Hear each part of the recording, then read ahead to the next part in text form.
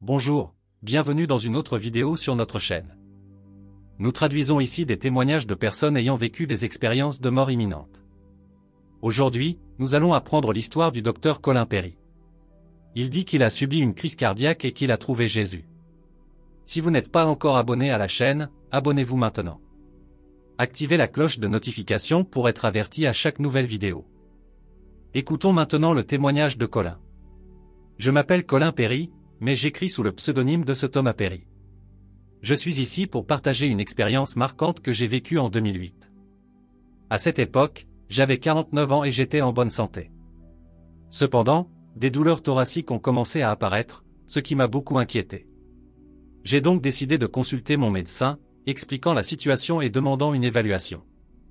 Il a réalisé un électrocardiogramme sur mon cœur et, après l'avoir analysé, a simplement recommandé que je rentre chez moi, que je me repose et que j'évite les efforts intenses.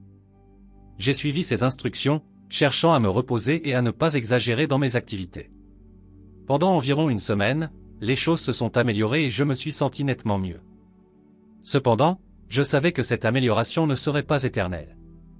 En attendant les résultats des examens, un jour, par négligence, j'ai décidé de jeter un œil à ma cour arrière, qui était dans un état sauvage. Me sentant mieux, j'ai décidé de m'occuper du désordre. J'ai pris la tondeuse dans le garage, une machine à essence, et j'ai essayé de la faire fonctionner.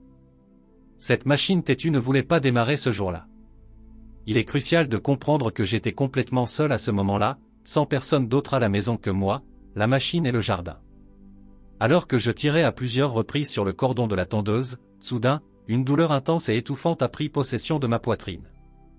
À cet instant, j'ai entendu une voix forte, quelque chose d'inhabituel pour moi.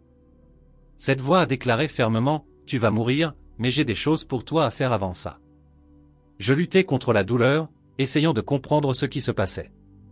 Cela devait être Dieu qui me parlait, il n'y avait pas d'autre explication. J'étais en train de comprendre que la voix disait que je mourrais, mais qu'il y avait des choses à faire, une contradiction énorme. J'ai regardé le ciel, me demandant la signification de ces paroles.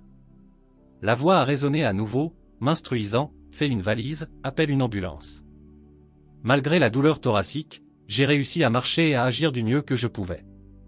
J'ai donc pénétré dans la maison, préparé un sac et appelé une ambulance. Ils sont arrivés en environ 10 minutes, un soulagement pour moi à ce moment crucial.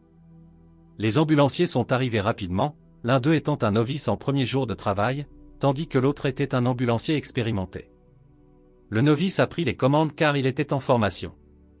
Ils m'ont dit qu'ils ne pouvaient pas affirmer si j'avais fait une crise cardiaque, mais qu'ils traiteraient cela comme tel. Ils m'ont administré de la nitroglycérine, un comprimé et une injection de morphine pour réduire ma tension artérielle et protéger mon cœur. Après ces procédures, ils m'ont mis dans l'ambulance et nous avons filé vers l'hôpital. Pendant le trajet, le jeune ambulancier a mentionné « Je vais administrer plus de morphine et de sérum, juste par précaution, pour m'assurer que votre cœur n'est pas sous pression. » Et c'est ce qu'ils ont fait. Dès que j'ai reçu la deuxième dose de morphine, j'ai commencé à me sentir étourdi. J'ai reconnu la sensation. J'ai déjà perdu connaissance auparavant, je peux sentir que ça arrive, alors soyez prêts. En quelques secondes, tout est devenu complètement sombre. J'ai déjà été inconscient dans ma vie, mais c'était différent. J'étais alerte, éveillé, flottant dans l'obscurité. C'était comme si je n'avais pas de poids, suspendu dans le vide. C'était une expérience étrange, mais agréable. La douleur dans ma poitrine avait disparu, je flottais, content, presque en train d'apprécier la situation. J'ai commencé à penser que peut-être je mourrais. C'était différent de tout ce que j'avais déjà vécu. Une certaine peur est arrivée. Je ne voulais pas mourir, je sentais que j'avais beaucoup plus à vivre. Peu à peu, la peur a grandi, et j'ai eu l'impression de tomber, d'être entraîné vers le bas. La peur semblait m'attirer vers le bas. J'ai dirigé mon attention vers le vide en dessous, un puits infini et sombre. Je ne voulais pas aller dans cette direction. C'était le dernier endroit où je voulais être. Étant chrétien, j'ai crié pour demander l'aide de Jésus. J'ai crié fort, l'appelant. J'ai continué à descendre jusqu'à ce que soudain, quelque chose de fort m'ait attrapé. C'était comme si quelqu'un était là dans l'obscurité, me tenant, disant que ce n'était pas la bonne voie. Ça a commencé à me remonter, et j'ai vu cette entité humaine tenir mon bras. Nous avons rapidement monté, comme si nous voyagions à la vitesse de distorsion de Star Trek. C'était une sensation que tout passait si vite que je ne pouvais pas comprendre où j'étais ou ce qui se passait. Nous montions très rapidement, pendant environ 2 minutes, me sentant tirer vers le haut à un rythme accéléré. Progressivement, l'obscurité s'est atténuée et est devenue plus claire jusqu'à ce que nous nous arrêtions enfin. J'étais confus, désorienté, prenant du temps pour me situer et comprendre ma situation. En regardant autour de moi, j'ai remarqué un groupe de 6 ou 7 figures, que je ne peux décrire que comme des anges, autour de moi. Ils me regardaient simplement, tout comme celui qui était venu me chercher. Alors que je m'habitais à cet environnement, je sentais la présence de ces êtres angéliques. C'était difficile à exprimer en mots car il n'y avait pas de dialogue parlé. C'était une communication directe de pensée à pensée, de cœur à cœur. Je ressentais leurs pensées, leurs êtres. Leur sagesse et leur puissance étaient immenses. Malgré que je me considérais comme quelqu'un d'intelligent, à côté d'eux, je me sentais petit, comme un enfant. Ils émanaient un mystère intemporel et leur connaissance semblait infinie. Alors, celui qui était venu me chercher a dit que j'étais mort et que je devais faire un choix, rester avec eux au paradis ou retourner à ma vie sur terre. C'était une décision difficile. Cet être rayonnait d'un amour incroyable, si puissant que j'avais l'impression que ma poitrine allait exploser. C'était un amour inconditionnel, bien plus grand que tout ce que j'avais déjà connu. Se sentir totalement aimé, protégé, c'était là où je devrais être. La décision de revenir était difficile. J'avais des enfants, l'un d'eux avec une lésion cérébrale, dépendant de moi. J'étais tout ce qu'elle avait, la seule famille proche. J'étais reconnaissant de l'avoir ainsi que d'autres enfants. Les laisser derrière ne semblait pas juste, mais le paradis était si accueillant, comme si j'étais dans une réunion familiale. Je sentais leur présence, même si je ne pouvais pas les voir. C'était tentant de prendre ce paradis, mais je sentais que je ne jouerais pas mon rôle de père si je partais et les laissais derrière moi. C'était un dilemme entre un endroit merveilleux et la responsabilité envers ma famille sur terre. Je les sentais autour de moi, c'était ma famille, mon peuple, mon clan. Un soupir semblait s'échapper de moi. Je me suis retourné vers eux et j'ai dit, je sens toujours qu'il y a des choses inachevées sur terre, surtout avec mes enfants. J'ai commencé à être angoissé, inquiet pour mes enfants restés derrière après ma mort. Les anges, voyant mon agitation, sont venus me calmer. Ils m'ont rassuré en disant qu'il n'y avait pas de place pour la peur ici. J'ai réussi à apaiser mes peurs et j'ai dit que j'avais besoin de retourner sur terre pour m'occuper de mes enfants. Celui qui était venu me chercher a accepté, et quelque chose s'est produit. Il s'est tourné vers l'un des anges et lui a dit de vérifier le vaisseau, faisant référence à mon corps. J'ai vu l'ange voler vers l'ambulance, il pouvait me voir de loin, petit sur la civière. L'ange a vérifié mon corps dans l'ambulance pour voir ce qui se passait. Je me suis tourné vers cet être et lui ai demandé qui il était. Il a simplement répondu, « Je suis celui que tu appelles Seigneur ». C'est là que j'ai réalisé que j'étais avec Jésus. J'étais ému. Je ressentais un amour intense en sa présence. Il m'a dit que j'avais traversé beaucoup d'épreuves, faisant référence à ma fille et à certains défis auxquels j'avais été confronté. Il voulait me restaurer. Il m'a demandé de l'accueillir en moi pour me guérir. Ému, j'ai accepté. J'ai ressenti comme s'il entrait dans mon âme, réorganisant tout. C'était une expérience intense, ma tristesse et ma douleur étaient ôtées, mon être était restructuré. Pendant qu'il travaillait en moi, notre connexion était profonde. Je pouvais clairement ressentir ses pensées. C'était une expérience incroyable, quelque chose de merveilleux et puissant. Il avait une connaissance absolue, comme s'il savait tout dans le temps et l'espace. Il avait une conscience simultanée de tout, de l'Irak à l'Afrique, jusqu'aux détails de la vie de quelqu'un dans un village du Vietnam. C'était difficile à expliquer, mais c'était là, pendant que j'étais avec lui. Alors qu'il fusionnait avec moi, ma vie a complètement changé. Ma compréhension de Jésus, de l'univers et de la flexibilité du temps et de l'espace a été transformée. C'était beau, fort, puissant. Je n'ai plus jamais été le même depuis. Il a guéri mes problèmes, mes peurs, ma douleur et ma tristesse. Ensuite, il s'est éloigné, me laissant surpris et revigoré, renouvelé et plein d'émerveillement. Avant de me renvoyer, il m'a montré des scènes de mon futur. J'ai vu comme dans une vidéo, des aperçus de ma future épouse et des moments importants de ma vie. J'ai reçu quelques avertissements sur des situations risquées et une discussion sur mes décisions. Il a souligné que mes choix façonneraient mon destin après la mort. C'était une question d'amour, de comment je choisissais, agissais et exprimais l'amour dans ma vie. Tout se résumait au choix et à comment je les faisais, à gauche ou à droite, à comment je traitais les gens. Les décisions sur la mise en œuvre de l'amour étaient cruciales à ce niveau. Il a fortement souligné qu'il n'y avait aucune garantie de retour à la vie sur Terre. J'ai pensé, ah, on va faire la fête, tout oublier et se saouler. Mais il m'a averti des conséquences de cela. C'était sérieux. Il m'a dit de rester sur le bon chemin, de partager cette expérience, de répandre la parole à ce sujet.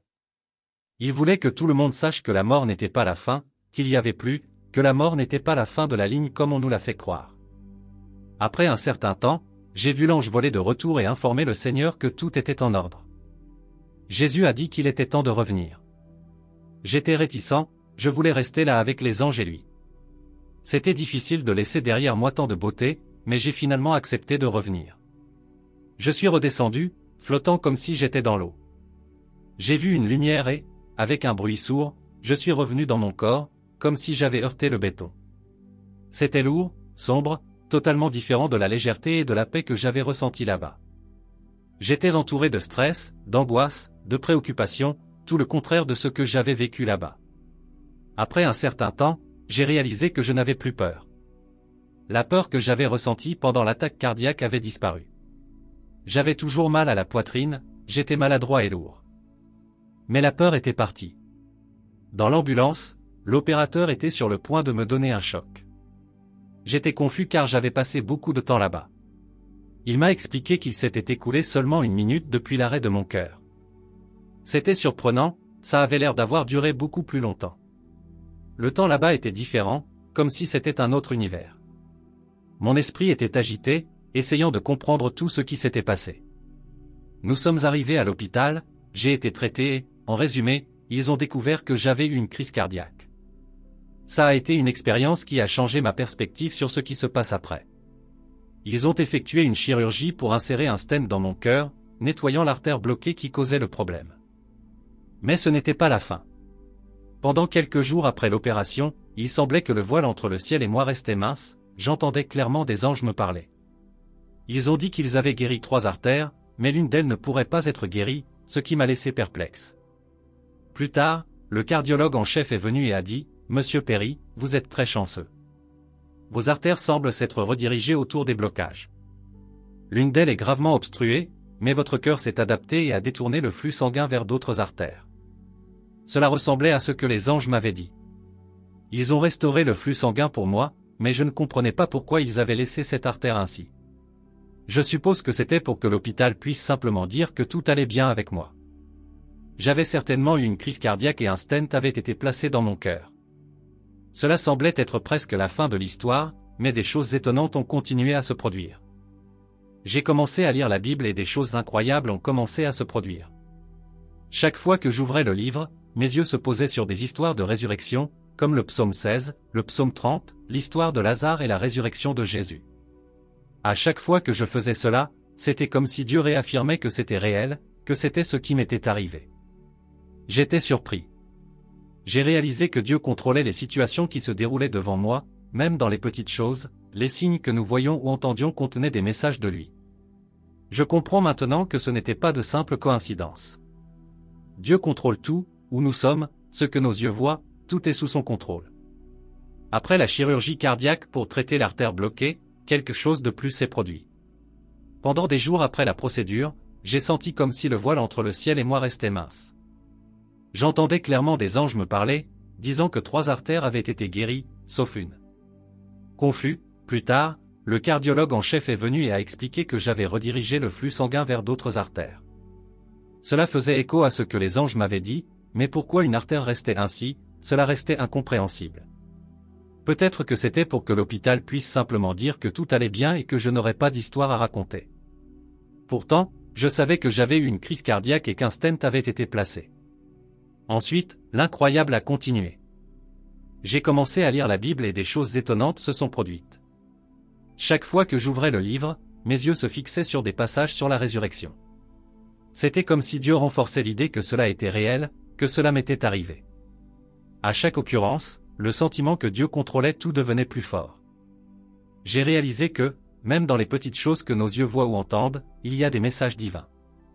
Le temps et le lieu, tout est sous le contrôle de Dieu, bien au-delà de la simple coïncidence. Alors, qu'avez-vous pensé de cette histoire incroyable? Laissez vos avis dans les commentaires. N'oubliez pas de vous abonner à la chaîne. Donnons à plus de gens l'espoir qu'il existe une vie au-delà de ce que les yeux peuvent voir.